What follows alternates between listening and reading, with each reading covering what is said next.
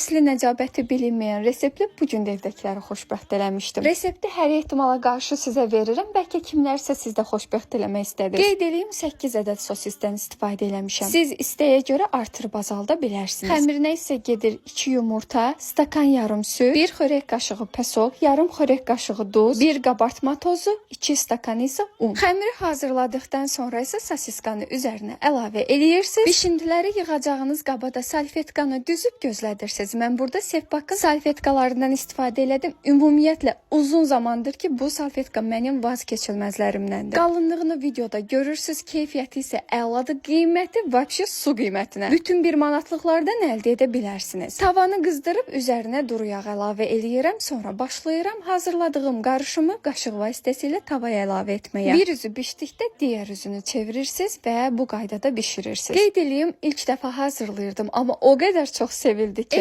eşitdiyim təriflərdən evdə özüm itirmişdim az qala. Həm səhər yeməklərində uşaqlarınız üçün, həm də yüngül qəlyanaltı üçün istifadə edə bilərsiniz. Çox da vaxtınızı aparmır, yanında isə ketçapla əla olur. Bu günlük məndən bu qədər. Reseptimdən gözünüz su içdisə, siz də hazırlaya bilərsiniz. Hələlik.